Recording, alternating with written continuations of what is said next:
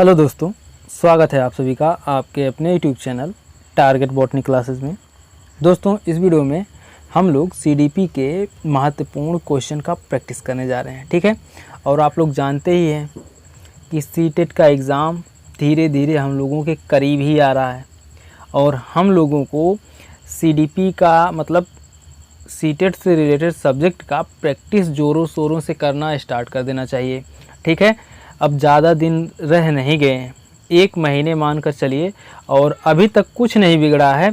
जो लोग अभी तक कुछ नहीं पढ़े हैं वे लोग सिर्फ प्रैक्टिस सेट ही सॉल्व कर लें 2011 से लेकर 2024 तक के, तब भी उनका एग्ज़ाम क्लियर हो जाएगा, ठीक है। जो कि हम इस टाइम करा रहे हैं प्रैक्टिस, ठीक है। और 2011 से लेकर 2024 तक के जितने भी सीटेट के एग्ज़ाम हुए हैं सभी क्वेश्चन का प्रैक्टिस हम लोग मिलकर करेंगे, ठीक है, with detail solution. Detail solution के साथ हम लोग प्रीवियस ईयर क्वेश्चन पेपर का प्रैक्टिस करने जा रहे हैं, नहीं कर रहे हैं, ओके। तो जो लोग नए हैं भाई वो लोग चैनल को सब्सक्राइब कर लें और बेल आइकन को भी प्रेस कर दें ताकि हमारे हर नए वीडियो का नोटिफिकेशन आप तक हमेशा पहुंचता रहे। तो चलिए देर ना करते हुए वीडियो को स्टार्ट करते हैं। देखिए, ये सीडीपी जो है सीटेट 7 जुलाई 2024 के लिए बहुत ही इम्पोर्टेंट है भाई, और उसके आगे के भी जितने भी सीटेट के एग्ज़ाम होंगे सबके लिए बहुत ही इम्पोर्टेंट है, क्योंकि ये है प्रीवियस ईयर क्वेश्चन पेपर, जो कि प्रीवियस ईयर क्वेश्चन पेपर का एक्सपायरी डेट नहीं होता भाई, ठीक है। आप लोग जितना प्रैक्टिस सेट सॉल्व करेंगे, जितना previous year question paper solve करेंगे, उससे आपको नॉलेज और अनुभव दोनों मिलेंगे, ठीक है। तो इसलिए ये हर सीटेट के एग्ज़ाम में काम आने वाला है भाई, चाहे वो 2024 का हो या 25 का हो या 26 का हो, ठीक है। और ये सीडीपी का प्रैक्टिस सेट जो है ना, ये पेपर फर्स्ट और पेपर सेकंड दोनों लोगों के लिए भाई, दोनों लोग इस सीडीपी के क्वेश्चन का प्रैक्टिस कर सकते हैं, बहुत ही इम्पोर्टेंट है। और आपको बता दें, हम लोग प्रैक्टिस सेट 30वां प्रैक्टिस सेट हम लोग सॉल्व करने जा रहे हैं। इससे पहले हम लोग 29 प्रैक्टिस सेट सॉल्व कर चुके हैं, ठीक है। जो लोग अभी तक पिछले प्रैक्टिस सेट को सॉल्व नहीं किए हैं वे लोग जा कर के कहाँ जाएं भाई, आपके अपने YouTube channel target botany classes पर जाएं और वहाँ से आपको प्लेलिस्ट मिल जाएगा। और जो लोग जिस स्ट्रीम से हैं, मतलब जो भी स्टूडेंट जिस स्ट्रीम से हैं, सीटेट में 2 स्ट्रीम है ना, साइंस और आर्ट, तो जो लोग साइंस ग्रुप के हैं वे लोग साइंस का प्रैक्टिस करें और जो लोग आर्ट ग्रुप से हैं वे लोग आर्ट ग्रुप का प्रैक्टिस करें, ठीक है। और हिंदी, संस्कृत, सीडीपी ये तो सबका कॉमन है भाई, आर्ट ग्रुप वाले और साइंस ग्रुप दोनों के लिए कॉमन है, ओके। तो इसका दोनों लोग प्रैक्टिस कर सकते हैं और बाकी अपने सब्जेक्ट के अकॉर्डिंग प्रैक्टिस करिए। आपको हर टॉपिक, हर सिलेबस, हर सब्जेक्ट का आपको प्रैक्टिस क्वेश्चन मिल जाएगा, ठीक है, चाहे वो साइंस ग्रुप का हो चाहे आर्ट ग्रुप का, ओके। और बता दें आपको, देखिए लिखा है ना यहाँ पर, देखिए PYQ प्लस फुल सॉल्यूशन, मतलब previous year question paper full detail के साथ, फुल सॉल्यूशन के साथ, ओके। देखिए भाई, और आपको एक बात बता दें, हम लोग अभी तक तो इजी क्वेश्चन ही सॉल्व कर रहे थे, अब धीरे धीरे हम लोग सरल से कठिन की ओर प्रैक्टिस करेंगे, ठीक है, इजी टू हार्ड। क्योंकि अब जो सीटेट के एग्ज़ाम में क्वेश्चन आ रहे हैं ना, वे हल्के फुल्के नहीं आ रहे भाई, गुल्लर नहीं आ रहे हैं, ठीक है, लड्डू टाइप क्वेश्चन नहीं आ रहे हैं, अच्छे खासे क्वेश्चन आ रहे हैं, दिमाग ख़राब करने वाले क्वेश्चन आते हैं। इसलिए अब हम लोग हार्ड क्वेश्चन का प्रैक्टिस करेंगे, ठीक है। जैसे जैसे हम लोगों का सीटेट का एग्ज़ाम करीब आता जाएगा वैसे वैसे हम लोगों का प्रैक्टिस सेट जो है हार्ड होता जाएगा, ओके। तो चलिए अब यूँ समझ लीजिए, अब से हार्ड क्वेश्चन स्टार्ट है। तो चलिए देर ना करते हुए वीडियो को स्टार्ट करते हैं। देखिए,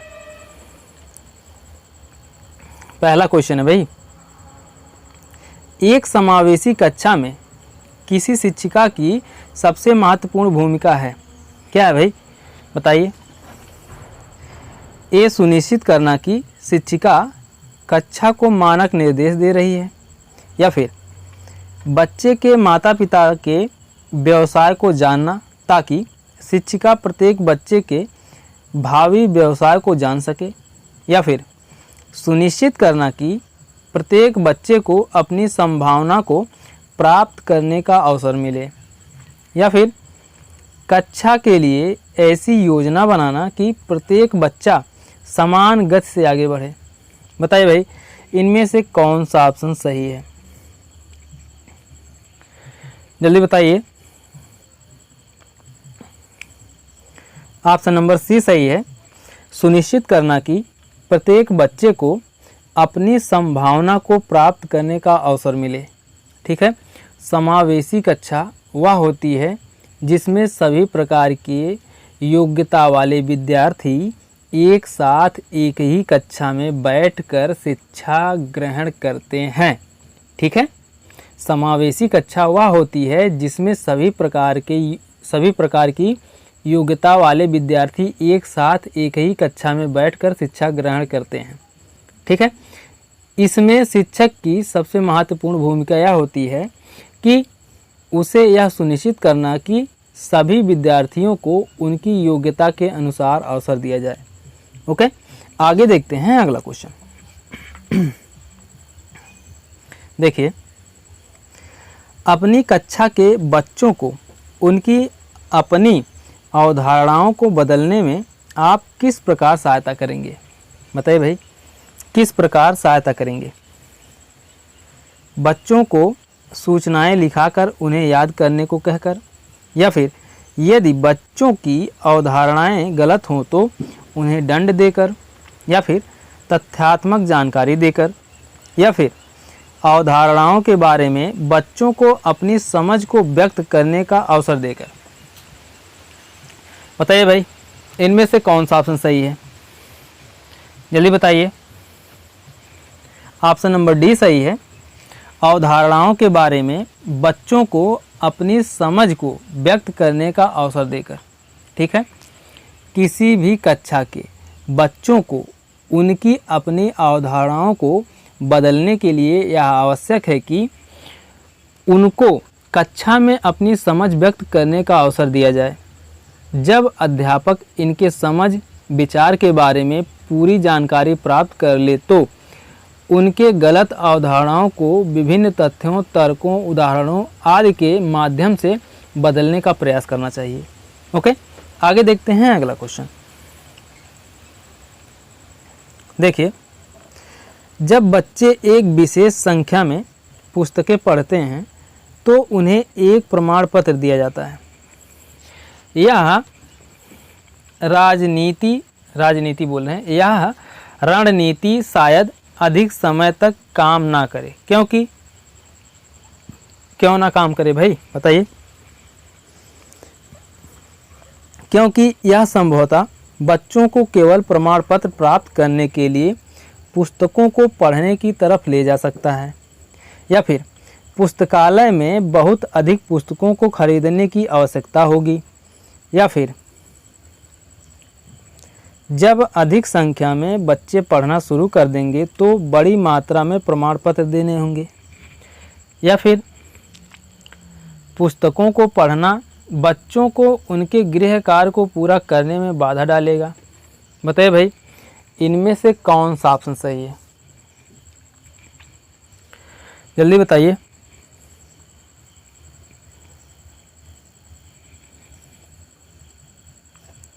ऑप्शन नंबर फर्स्ट सही है। यह संभवतः बच्चों को केवल प्रमाण पत्र प्राप्त करने के लिए पुस्तकों को पढ़ने की तरफ ले जा सकता है। ओके, यदि बच्चे प्रमाण पत्र प्राप्त करने के लिए पुस्तकें पढ़ते हैं तो यह बच्चों को केवल प्रमाण पत्र प्राप्त करने के लिए पुस्तकों को पढ़ने की तरफ ले जा सकता है, और इससे वे सीख भी नहीं पाएंगे, क्योंकि प्रमाण पत्र देना वाह पुनर्बलन है। जबकि बच्चे यदि आंतरिक पुनर्बलन से प्रेरित होकर पुस्तकें पढ़ते हैं तो वे उनमें रुचि लेकर ध्यानपूर्वक पढ़ेंगे, जो अधिगम को अस्थायित्व प्रदान करेगा। ओके, आगे देखते हैं अगला क्वेश्चन। देखिए अगला क्वेश्चन है भाई, किसी कक्षा में शिक्षक की भूमिका है। क्या है भाई शिक्षक की भूमिका? समय सारणी का कठोरता से पालन करना और पाठ्यक्रम से बंधे रहना, या फिर सीखने की विश्वसनीय स्थितियां जुटाना और शिक्षार्थियों को स्वतंत्र चिंतन की सुविधा देना, या फिर अपने ज्ञान से विद्यार्थियों या शिक्षार्थियों को परिपूर्ण करना और उन्हें परीक्षा के लिए तैयार करना, या फिर सीधे तरीके से ज्ञान पहुंचाना और शिक्षार्थियों को सही उत्तरों के लिए तैयार करना। बताइए भाई इनमें से कौन सा ऑप्शन सही है? हाँ जल्दी बताइए भाई। ऑप्शन नंबर बी सही है, सीखने की विश्वसनीय स्थितियां जुटाना और शिक्षार्थियों को स्वतंत्र चिंतन की सुविधा देना। ओके, कक्षा में शिक्षक की भूमिका, कक्षा में शांत वातावरण पैदा करना। ठीक है, कक्षा में शिक्षक की मुख्य भूमिका होती है। नंबर 1 है कक्षा में शांत वातावरण पैदा करना, सीखने की स्थितियों को उत्पन्न करना, छात्र को स्वतंत्र रूप से सीखने के लिए प्रेरित करना, छात्र को व्यवहारिक ज्ञान कराना, छात्र को मानसिक एवं शारीरिक विकास कराना या करना, छात्रों का व्यवहार परिवर्तन करना आदि। ओके, आगे देखते हैं अगला क्वेश्चन। देखिए अगला क्वेश्चन है, निम्नलिखित में से कौन सा कथन बच्चों की त्रुटियों के संबंध में सबसे उपयुक्त है? गलतियों से बचने के लिए बच्चों को शिक्षक का अनुकरण करना चाहिए, या फिर बच्चों की गलतियों को गंभीरता से लिया जाना चाहिए और उन्हें कठोर दंड दिया जाना चाहिए ताकि वे गलतियां ना दोहराएं, या फिर बच्चे गलतियां करते हैं क्योंकि उनमें विचार करने की क्षमता नहीं होती, या फिर बच्चों की गलतियां एक खिड़की के समान होती है, या जानने के लिए कि वे किस प्रकार सोचते हैं। बताइए भाई कौन सा ऑप्शन सही है? जल्दी बताइए। ऑप्शन नंबर डी सही है, बच्चों की गलतियां एक खिड़की के समान होती हैं, यह जानने के लिए कि वे किस प्रकार सोचते हैं। ठीक है, बच्चों की गलतियां एक खिड़की के समान होती हैं, यह जानने के लिए कि वे किस प्रकार सोचते हैं, अर्थात बच्चों की गलतियों से बच्चों की मानसिक क्षमता का निर्धारण किया जा सकता है तथा उन्हें सही प्रतिपुष्टि यानी सही फीडबैक देकर उनकी गलतियों को दूर किया जा सकता है। ओके, आगे देखते हैं अगला क्वेश्चन। देखिए, आकलन शिक्षण अधिगम प्रक्रिया का अभिन्न अंग है क्योंकि आकलन से अध्यापक बच्चों के अधिगम को समझता है और उससे अपने शिक्षण की प्रतिपुष्टि भी करता है, या फिर आकलन ही एकमात्र तरीका है जो आश्वस्त करता है कि शिक्षकों ने पढ़ाया और बच्चों ने सीखा, या फिर आज के समय में केवल अंक ही शिक्षा के महत्वपूर्ण है। ठीक है, शिक्षा में महत्वपूर्ण है, या फिर बच्चों को अंक दिए जाने चाहिए ताकि वे समझ सकें कि अपने सहपाठियों की तुलना में कहाँ पर हैं। बताइए भाई इनमें से कौन सा ऑप्शन सही है? ऑप्शन नंबर फर्स्ट सही है, आकलन एक प्रक्रिया है। ठीक है, आकलन एक प्रक्रिया है जिसमें शिक्षक बच्चों तथा अपने शिक्षण विधि का विश्लेषण करता है कि बच्चों की अधिगम क्षमता का विकास हुआ है कि नहीं। अगर नहीं हुआ है तो शिक्षण विधि में क्या कमी है। इस प्रकार शिक्षक को प्रतिपुष्टि मिल जाती है, साथ ही बच्चों के अधिगम का निर्धारण भी किया जा सकता है। ओके, आगे देखते हैं अगला क्वेश्चन। देखिए ये तो क्वेश्चन ही भाई पूरे स्लाइड का है। देखिए पाठचर्या ऐसी हो जो पाठ्यपुस्तक के ज्ञान को पुनः प्रस्तुत करने के स्थान पर बच्चों को अपनी आवाज़ें पाने, कार्य करने के लिए अपनी जिज्ञासा का पोषण करने, प्रश्न पूछने और जांच पड़ताल करने तथा अपने अनुभवों को बांटने तथा विद्यालय के ज्ञान के साथ जोड़ने में सक्षम बनाए। राष्ट्रीय पाठचर्या की रूपरेखा 2005 पृष्ठ 13। इस पृष्ठभूमि में एक शिक्षक की प्राथमिक भूमिका क्या होनी चाहिए? बताइए भाई, क्या होनी चाहिए? बच्चों को उनकी अपनी समझ और अपने ज्ञान को साझा करने के पर्याप्त अवसर देना चाहिए, या फिर बच्चों के अनुभवों को निरस्त कर पाठ्यपुस्तकों पर ध्यान केंद्रित करना, या फिर पाठ्यपुस्तक के अध्यायों को क्रमवार पूरा करना, या फिर यह सुनिश्चित करना कि शिक्षिका अच्छे प्रश्न पूछे और शिक्षार्थी अपनी उत्तर पुस्तिका में उत्तर लिखे। बताइए भाई, इनमें से कौन सा ऑप्शन सही है? ऑप्शन नंबर ए सही है। बच्चों को उनकी अपनी समझ और अपने ज्ञान को साझा करने के पर्याप्त अवसर देना। ठीक है। राष्ट्रीय पाठचर्या की रूपरेखा 2005 के अनुसार शिक्षक की मुख्य भूमिका यह होनी चाहिए कि बच्चों को पर्याप्त अवसर दिया जाए कि वह अपनी समझ विकसित कर सके तथा छात्र शिक्षक वार्तालाप कर सकें, जिससे छात्र अपने ज्ञान का साझा शिक्षक के साथ कर सके। ओके, आगे देखते हैं अगला क्वेश्चन। देखिए, बच्चों को अपने अध्ययन में प्रयास करने हेतु प्रोत्साहित करने के लिए शिक्षकों को ... की आवश्यकता होती है। किसकी आवश्यकता होती है भाई? बताइए।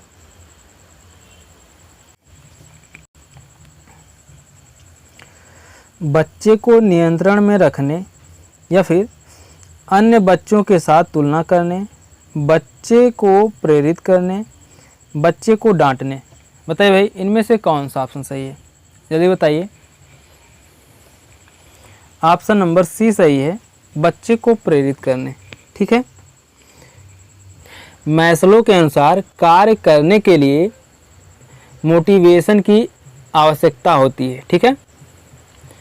मैस्लो कहते हैं कि कार्य करने के लिए अभिप्रेरणा या फिर मोटिवेशन की आवश्यकता होती है। अतः बच्चों को अपने अध्ययन में प्रयास करने हेतु प्रोत्साहित करने के लिए बच्चों को प्रेरित मोटिवेट करने की आवश्यकता होती है। ओके, आगे देखते हैं अगला क्वेश्चन। देखिए, भावनाओं, अधिगम और अभिप्रेरणा के संदर्भ में निम्नलिखित में से किस कथन से आप सहमत हैं? बताइए भाई, किस कथन से आप सहमत हैं?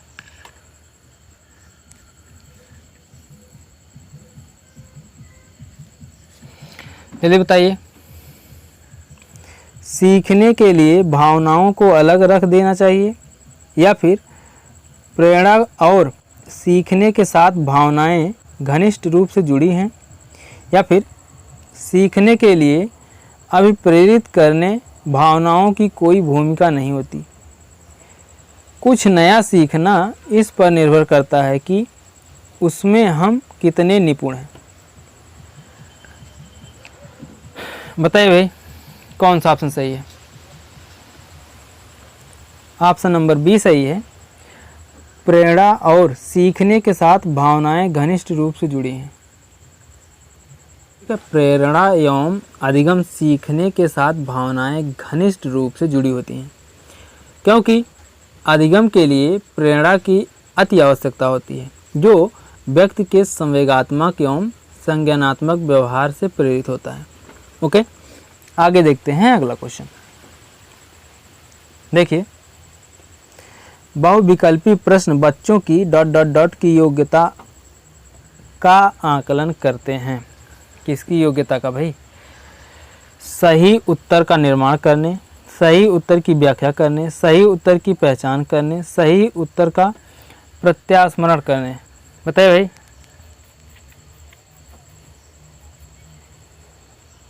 इनमें से कौन सा ऑप्शन सही है?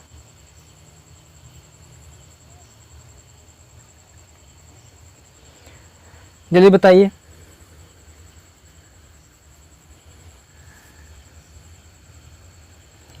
ऑप्शन नंबर सी सही है, सही उत्तर की पहचान करने। ठीक है। बहुविकल्पी प्रश्न बच्चों की सही उत्तर पहचान करने की योग्यता का आकलन करते हैं। ठीक है। बहुविकल्पी प्रश्न बच्चों की सही उत्तर पहचानने की योग्यता का आकलन करते हैं। बहुविकल्पी प्रश्नों की वस्तुनिष्ठता व्याख्यात्मक प्रश्नों से अधिक होती है और आसानी से बच्चों की मानसिक क्षमता का मापन कर सकते हैं। ओके, आगे देखते हैं अगला क्वेश्चन। देखिए, समाजीकरण की प्रक्रिया में शामिल नहीं है। क्या शामिल नहीं है भाई? मूल्यों और विश्वास का अर्जन या फिर आनुवंशिक संचरण, एक संस्कृति की रीति रिवाजों और मानदंडों को सीखना, कौशलों का अर्जन। बताइए भाई कौन सा ऑप्शन सही है?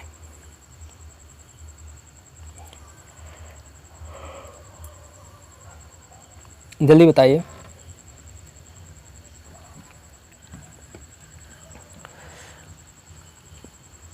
कौन सा ऑप्शन सही है भाई? ऑप्शन नंबर बी सही है, आनुवंशिक संचरण। ठीक है। समाजीकरण की प्रक्रिया का तात्पर्य समाज के वे सभी व्यवहार जिससे व्यक्ति आत्मसात कर लेता है, जैसे संस्कृतियों की रीति रिवाजों एवं मानदंडों को सीखना, कौशलों का अर्जन करना, मूल्यों और विश्वासों का अर्जन करना। आनुवंशिक संचरण जन्म से ही माता पिता द्वारा अपनी संतान में योग्यता, गुणों आदि का स्थानांतरण है। यह बाह्य नहीं बल्कि आंतरिक ही होता है। ओके, आगे देखते हैं अगला क्वेश्चन।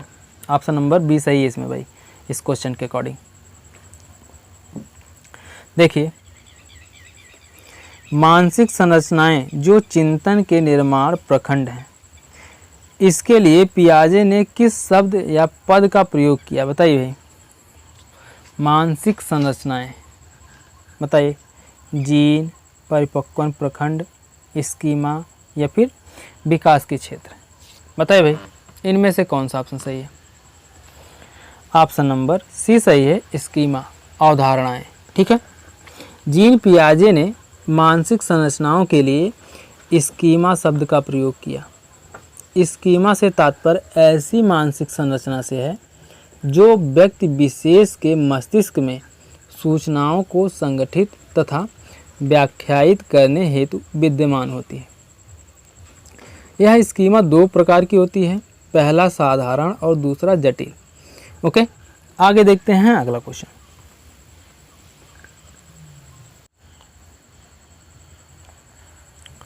देखिए, वाइगोत्स्की के अनुसार बच्चे स्वयं से क्यों बोलते हैं?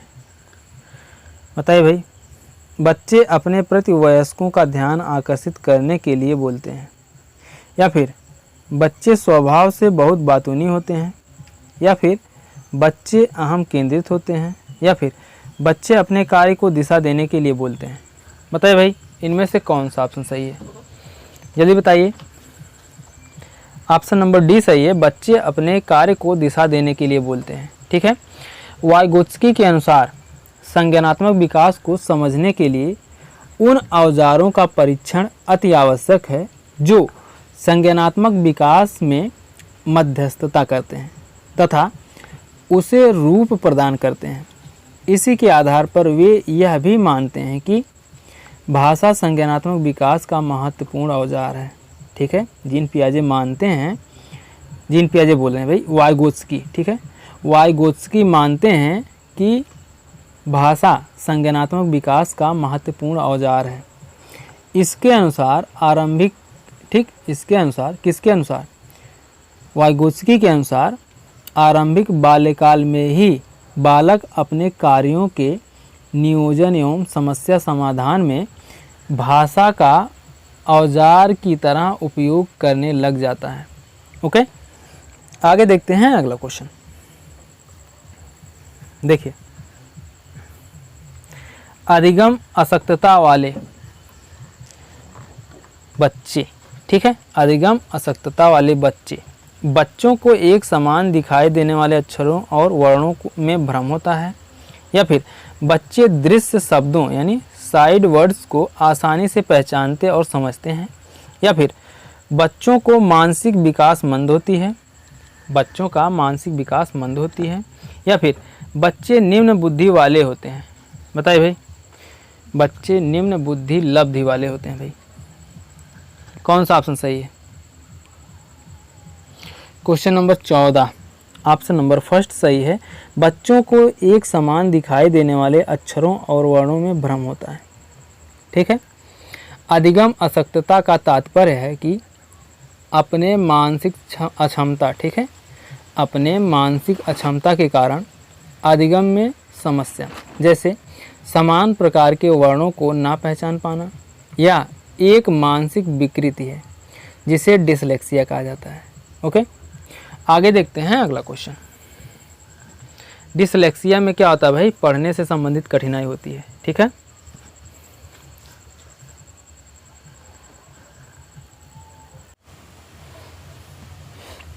आगे देखते हैं अगला क्वेश्चन।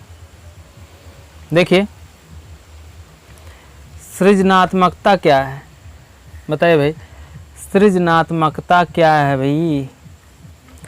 बुद्धि का एक प्रकार जो उन कौशलों से संबंधित है जो संचित किए गए ज्ञान अनुभव पर निर्भर होते हैं, या फिर बुद्धि का एक प्रकार जो संसाधन की गति को शामिल करते हुए सूचना प्रक्रमण कौशल पर अत्यधिक निर्भर होता है, या फिर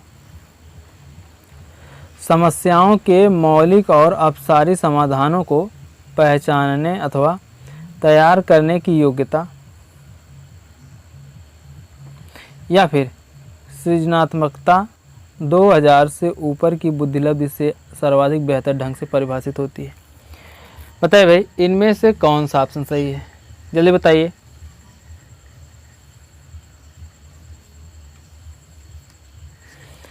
ऑप्शन नंबर सी सही है, समस्याओं के मौलिक और अपसारी समाधानों को पहचानने अथवा तैयार करने की योग्यता। ठीक है, स्टेन के अनुसार, स्टेन एक साइंटिस्ट हैं, उनके अनुसार जब किसी कार्य का परिणाम नवीन हो, नया हो, तो किसी समय में समूह द्वारा उपयोगी मान्य हो, वह कार्य सृजनात्मकता कहलाता है।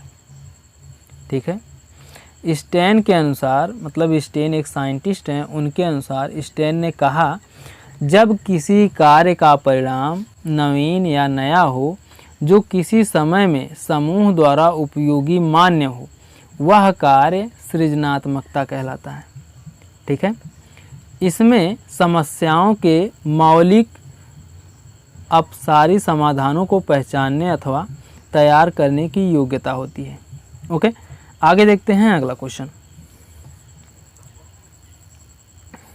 देखिए, भारत में बहुत से बच्चे, विशेषकर लड़कियां, विद्यालय में आने से पहले और विद्यालय से वापस जाने के बाद घर का काम करते हैं।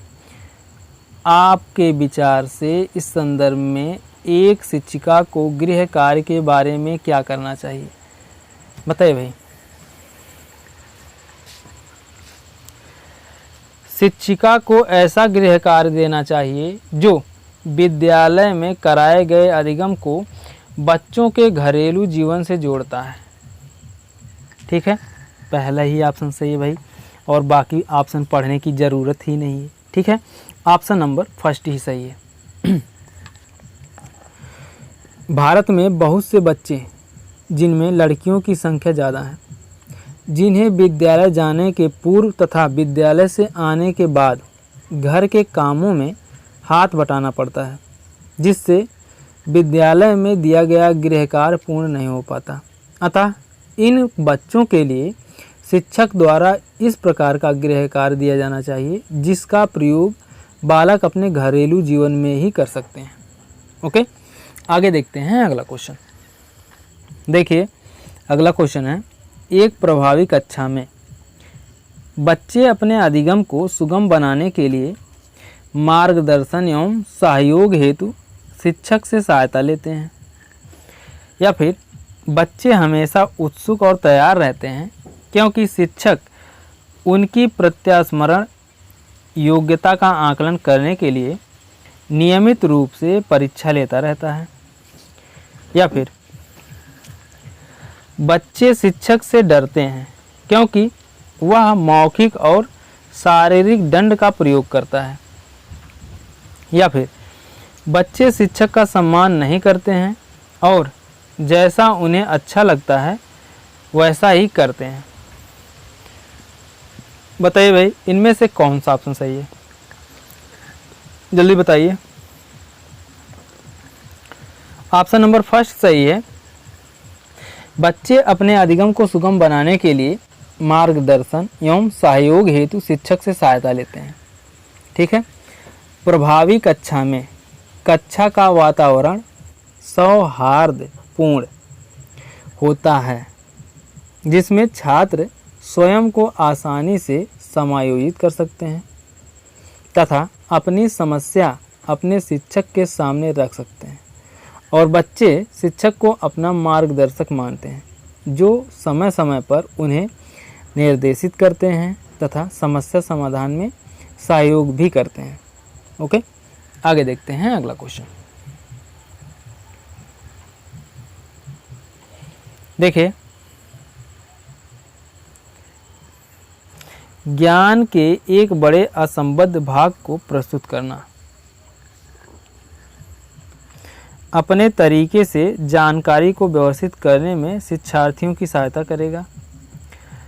शिक्षिका के कार्य को कठिन और शिक्षार्थियों के कार्य को आसान बनाएगा, या फिर शिक्षार्थियों के लिए अवधारणात्मक समझ को प्राप्त करने को कठिन बनाएगा, या फिर शिक्षार्थियों के लिए प्रत्यास्मरण को आसान बनाएगा। बताइए भाई, इनमें से कौन सा ऑप्शन सही है? ऑप्शन नंबर सी सही है। शिक्षार्थियों के लिए अवधारणात्मक समझ को प्राप्त करने को कठिन बनाएगा। ठीक है। ज्ञान के बड़े असंबद्ध भाग को प्रस्तुत करने से छात्र को कठिनाई का अनुभव होगा जिससे उन्हें अवधारणात्मक समझ के लिए कठिनाई महसूस होगी। ओके, तो क्वेश्चन नंबर 18 का ऑप्शन नंबर सी सही है। आगे देखते हैं अगला क्वेश्चन। देखिए, क्या बच्चे इसलिए भाषा अर्जित करते हैं क्योंकि उनमें आनुवांशिक रूप से ऐसा करने की पूर्व प्रवृत्ति होती है, या उनके माता पिता प्रारंभिक अवस्था से ही उन्हें गहन रूप से सिखाते हैं? यह प्रश्न आवश्यक रूप से दर्शाता है, क्या दर्शाता है भाई? बताइए। भाषा के विकास पर संज्ञान का प्रभाव। ऑप्शन नंबर बी सही है। ठीक है। बच्चे भाषा इसलिए अर्जित करते हैं क्योंकि इसके माध्यम से वे अपने भावों तथा विचारों को दूसरे तक बच्चे भाषा इसलिए अर्जित करते हैं क्योंकि इसके माध्यम से वे अपने भावों तथा विचारों को दूसरों तक पहुंचाने अथवा दूसरों के भावों तथा विचारों को ग्रहण करने में सक्षम होते हैं। इससे स्पष्ट होता है कि भाषा के विकास का संज्ञान का प्रभाव होता है। ठीक है, भाषा के विकास पर संज्ञान का प्रभाव होता है। आगे देखते हैं अगला क्वेश्चन। देखिए,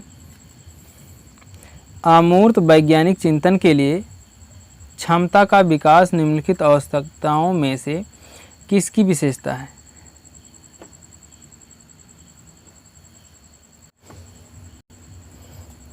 देखिए, अमूर्त वैज्ञानिक चिंतन के लिए क्षमताओं का विकास निम्नलिखित अवस्थाओं में से किसकी एक विशेषता है?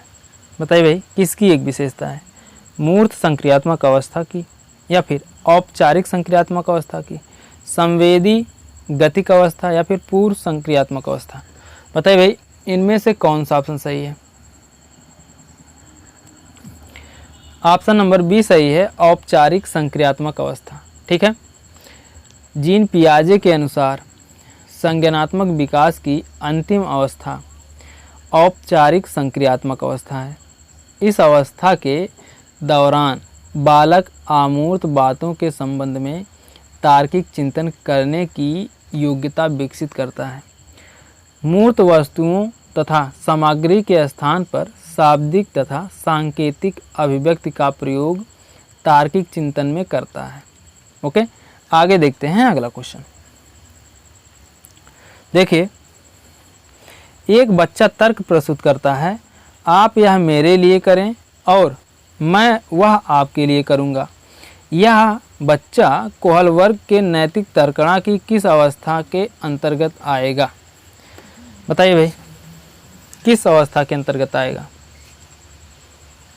अच्छा लड़का अच्छा लड़की अभिमुखीकरण, या फिर सामाजिक अनुबंध अभिमुखीकरण, या फिर सहायक उद्देश्य अभिमुखीकरण, या फिर दंड और आज्ञा पालन अभिमुखीकरण।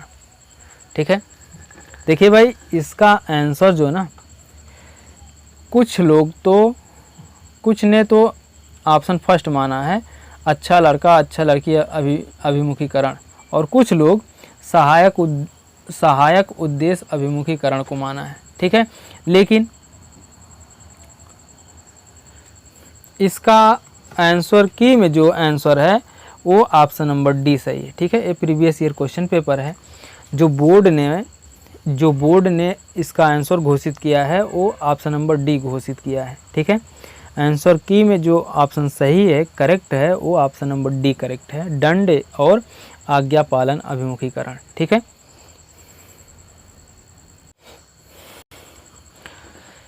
जिस ऑप्शन को सीबीएसई ने माना है वो ऑप्शन है ऑप्शन नंबर डी। ठीक है, देखिए एक बच्चा तर्क प्रस्तुत करता है, आप यह मेरे लिए करें और मैं वह आपके लिए करूंगा। यह बच्चा कोहल वर्ग की नैतिक तर्कणा के पूर्व परंपरागत स्तर पर है। इस अवस्था में बच्चों का व्यवहार दंड तथा आज्ञाकारिता और स्वयं के लाभ की भावनाओं से संचालित होता है। इस स्तर पर बच्चों के नैतिक निर्णय आत्मरुचि एवं दूसरे के इसके बदले में क्या कर सकते हैं की मान्यताओं पर आधारित होता है। ठीक है, भावनाओं पर नहीं भाई, मान्यताओं पर आधारित होता है। आगे देखते हैं अगला क्वेश्चन। ऑप्शन नंबर डी सही है भाई, सीबीएसई ने ऑप्शन नंबर डी माना है। आगे देखते हैं अगला क्वेश्चन। देखिए, प्रगतिवादी शिक्षा अनुबंधन और पुनर्बलन के सिद्धांतों पर आधारित है या फिर पाठ्य पुस्तकों पर आधारित है, क्योंकि वे ज्ञान के एकमात्र वैध स्रोत हैं। इस मत पर विश्वास करती है कि शिक्षक को अपने उपागम में दृढ़ रहना है और वर्तमान समय में बिना दंड का प्रयोग किए बच्चों को पढ़ाया नहीं जा सकता। और लास्ट है समस्या समाधान और आलोचनात्मक चिंतन पर अधिक बल देते हैं। बताइए भाई इनमें से कौन सा ऑप्शन सही है? ऑप्शन नंबर डी सही है, समस्या समाधान और आलोचनात्मक चिंतन पर अधिक बल देते हैं। ठीक है, प्रगतिवादी शिक्षा से तात्पर्य बालक के मनोविज्ञान को समझते हुए शिक्षण की व्यवस्था करना तथा उनकी अधिगम संबंधी कठिनाइयों को दूर करना है। उसमें बालक का व्यक्तिगत निरीक्षण किया जाता है तथा उसकी दैनिक कठिनाइयों को दूर करने का प्रयास किया जाता है। ओके, आगे देखते हैं अगला क्वेश्चन। देखिए, विभिन्न मुद्दों और विमर्शों पर उनके लिए कारण प्रस्तुत करते हुए बच्चों को अपनी व्यक्तिगत राय को व्यक्त करने के लिए प्रोत्साहित करने वाले प्रश्न किसको बढ़ावा देते हैं? बच्चों का मानकीकृत आकलन, विश्लेषणात्मक और आलोचनात्मक चिंतन, या फिर अभिसारी चिंतन, या फिर जानकारी का पुनः स्मरण। बताइए भाई इनमें से कौन सा ऑप्शन सही है, जल्दी बताइए। ऑप्शन नंबर बी सही है, विश्लेषणात्मक और आलोचनात्मक चिंतन। ठीक है, बच्चों में विभिन्न मुद्दों एवं समस्याओं को हल करने एवं उस पर अपना विचार प्रस्तुत करने से विश्लेषणात्मक एवं आलोचनात्मक चिंतन का विकास होता है। ओके, आगे देखते हैं अगला क्वेश्चन। देखिए, निम्नलिखित में से कौन सा कथन विकास का अधिगम के बीच संबंध को सर्वश्रेष्ठ रूप से जोड़ता है। बताइए भाई, विकास अधिगम से स्वतंत्र है, अधिगम विकास के पीछे रहता है, अधिगम और विकास समानार्थक परिभाषित शब्द है, अधिगम और विकास एक जटिल तरीके से अंतः संबंधित है। बताइए भाई इनमें से कौन सा ऑप्शन सही है, जल्दी बताइए। ऑप्शन नंबर डी सही है, अधिगम और विकास एक जटिल तरीके से अंतः संबंधित है। ठीक है, ऑप्शन नंबर डी सही है, अधिगम और विकास एक जटिल तरीके से अंतः संबंधित है, क्योंकि व्यक्ति अपनी दैनिक क्रियाओं और अनुभवों द्वारा कुछ न कुछ सीखता है। इसके फलस्वरूप उसका शारीरिक और मानसिक विकास होता है। सीखने की इस विशेषता को पेस्टोलॉजी ने ब्रिच और फ्रोबेल ने उपवन का उदाहरण देकर स्पष्ट किया है। ओके, आगे देखते हैं अगला क्वेश्चन। देखिए, इनमें से कौन सा विकास का एक सिद्धांत नहीं है। देखिए भाई, इनमें से कौन सा एक विकास का सिद्धांत नहीं है। विकास संशोधन योग्य होता है, विकास केवल संस्कृति से शासित और निर्धारित होता है, या फिर विकास जीवन पर्यंत होता है, विकास वंशानुक्रम और वातावरण दोनों से प्रभावित होता है। बताइए भाई इनमें से कौन सा ऑप्शन सही है। ऑप्शन नंबर बी सही है, विकासात्मक, यानी विकास केवल सांस्कृतिक रूप से शासित और निर्धारित होता है। ठीक है, ऑप्शन नंबर बी सही है, विकास केवल संस्कृति से शासित होता है और निर्धारित होता है। यह सिद्धांत गलत है, क्योंकि विकास वातावरण यानी सांस्कृतिक तथा वंशानुक्रम के अंतःक्रिया से निर्देशित एवं इनके परिणाम स्वरूप होता है। ओके, आगे देखते हैं अगला क्वेश्चन। इसमें क्वेश्चन नंबर 25 का ऑप्शन नंबर बी सही है। आगे देखते हैं। देखिए, बाल केंद्रित कक्षा की एक प्रमुख विशेषता है कि उसमें क्या भाई, उसमें बताइए, उसमें क्या शिक्षक की भूमिका ज्ञान को सीखने के लिए उसे प्रस्तुत करना है और शिक्षार्थियों का मानक मापदंडों पर आकलन करना है, या शिक्षक के मार्गदर्शन से शिक्षार्थियों को अपने स्वयं के समझ का निर्माण करने के लिए उत्तरदायी बनाया जाता है, या फिर शिक्षक के द्वारा बल प्रयोग और मनोवैज्ञानिक नियंत्रण होता है जो अधिगम पथ और बच्चों के व्यवहार को निर्धारित करता है। या फिर आगे देखिए, शिक्षक बच्चों के लिए व्यवहार के समरूप तरीकों को निर्धारित करता है और जब वे उसका पालन करते हैं तो उन्हें उपयुक्त पुरस्कार देता है। बताइए भाई इनमें से कौन सा ऑप्शन सही है, जल्दी बताइए। ऑप्शन नंबर बी सही है, शिक्षक के मार्गदर्शन से शिक्षार्थियों को अपनी स्वयं की समझ का निर्माण करने के लिए उत्तरदायी बनाया जाता है। ठीक है, ऑप्शन नंबर बी सही है।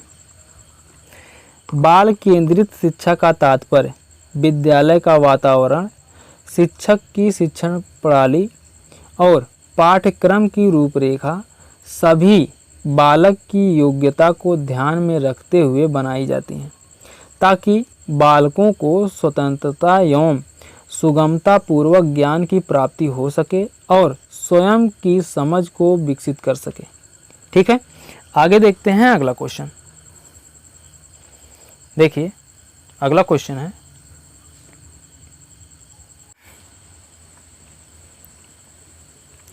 बुद्धि के बारे में निम्नलिखित में से कौन सा कथन सर्वाधिक उपयुक्त है? बुद्धि को केवल मानकीकृत बुद्धिलब्धि परीक्षणों के आयोजन के द्वारा विश्वसनीय रूप से निर्धारित किया जा सकता है, या बुद्धि मूलभूत रूप से स्नायु तंत्र संबंधी कार्य प्रणाली है। इसका उदाहरण है प्रक्रमण की गति, संवेदी विभेद आदि। बुद्धि विद्यालय में अच्छा प्रदर्शन करने की योग्यता है। बुद्धि बहुआयामी है और इसमें कई पहलू निहित हैं। बताइए भाई, इनमें से कौन सा ऑप्शन सही है? ऑप्शन नंबर डी सही है। बुद्धि बहुआयामी है और इसमें कई पहलू निहित हैं।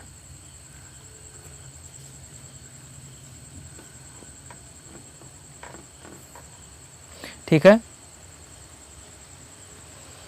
बुद्धि व्यक्ति की जन्मजात है और उसके सब मानसिक योग्यताओं का योग एवं अभिन्न अंग है।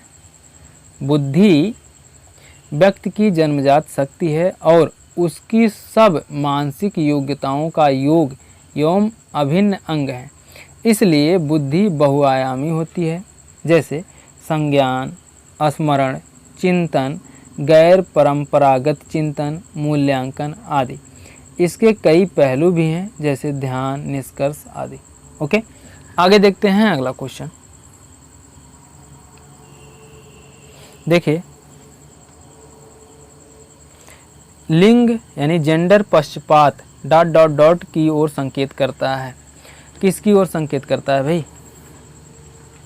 बताइए।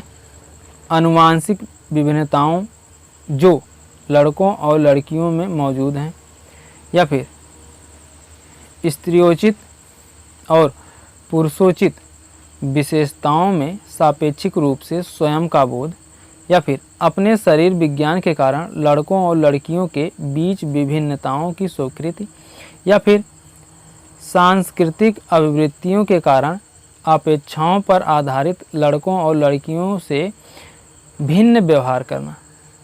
बताइए भाई, इनमें से कौन सा ऑप्शन सही है? ऑप्शन नंबर डी सही है। सांस्कृतिक अभिवृत्तियों के कारण अपेक्षाओं पर आधारित लड़कों और लड़कियों से भिन्न व्यवहार करना। ओके, आगे देखते हैं अगला क्वेश्चन। देखिए,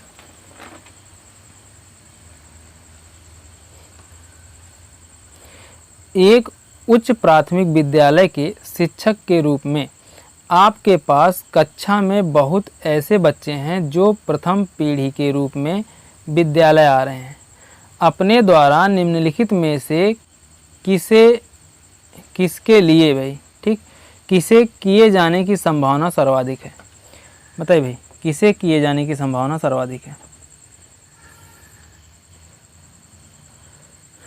कक्षा गतिविधि के समय और गृह कार्य के लिए उन्हें बुनियादी सहयोग और अन्य सहायता उपलब्ध कराएं। ठीक है, ऑप्शन नंबर फर्स्ट ही सही है भाई। प्रथम पीढ़ी के रूप में विद्यालय में आ रहे बच्चों से शिक्षक का रवैया बहुत ही सौहार्दपूर्ण या सौंदर्यपूर्ण होना चाहिए तथा उन्हें उनकी मूल अवधारणाओं तथा समस्याओं को हल करने में सहयोग देना चाहिए। ओके, आगे देखते हैं अगला क्वेश्चन। देखिए, अगला क्वेश्चन है, समान आयु के बच्चों में भी आकृति, योग्यता, स्वभाव, रुचि, प्रवृत्ति और अन्य बातों में बहुत अंतर होता है। इस संदर्भ में विद्यालय की क्या भूमिका है? बताइए भाई, क्या भूमिका है? बच्चों के आकलन के लिए नियामक मानक स्थापित करना, सुनिश्चित करना कि शिक्षक मानकीकृत निर्देश और पाठ्य पुस्तकों का उपयोग करें, या फिर सुनिश्चित करना कि सभी बच्चों का विकास एक ही प्रकार से हो, सुनिश्चित करना कि प्रत्येक बच्चे को अपनी क्षमताओं के अनुसार विकास करने के अवसर मिले। बताइए भाई कौन सा ऑप्शन सही है? ऑप्शन नंबर डी सही है, सुनिश्चित करना कि प्रत्येक बच्चे को अपनी आवश्यकताओं के अनुसार विकास के अवसर मिले। ठीक है, तो दोस्तों ये तो थे सीडीपी के महत्वपूर्ण 30 प्रैक्टिस क्वेश्चन। ठीक है, आप लोग कमेंट करके बताइए आप लोगों का कितना क्वेश्चन सही हुआ, और अब जो है आपका easy to hard question practice करने को मिलेगा। ठीक है, इजी तो हम लोग कर चुके हैं, अब जितने भी क्वेश्चन आएंगे ना हार्ड क्वेश्चन आएंगे भाई, बिल्कुल दिल दहलाने वाली। जैसे सीटेट के परीक्षा में बैठते ही ना दिमाग हैंग ओवर या फिर दिमाग हैंग करने लगता है क्वेश्चन देखकर, वैसे ही क्वेश्चन अब आएंगे। ठीक है, और सीटेट के एग्ज़ाम में अब हल्के फुल्के क्वेश्चन नहीं आएंगे। तो आप लोगों से एक बात और कहना चाहते हैं कि आप लोग अपने मित्रों में ज़्यादा से ज़्यादा शेयर करें ताकि आपके मित्रों का भी भला हो, क्योंकि इसमें कोई कंपटीशन की बात नहीं है भाई। सीटेट की परीक्षा में कोई कंपटीशन की बात नहीं है, सबको पास होना है। इसलिए अगर आपको पास होना है तो जितने भी प्रैक्टिस हमने कराया है आप लोग उतना प्रैक्टिस कर लीजिए, आपका 100% क्लियर है। लेकिन अच्छे से माइंड को कंसंट्रेट करके ध्यानपूर्वक सुन करके तब, वरना ऐसे हवाई प्रैक्टिस करने से नहीं भाई। ठीक है, तो मिलते हैं नेक्स्ट वीडियो में, तब तक के लिए जय हिंद जय भारत।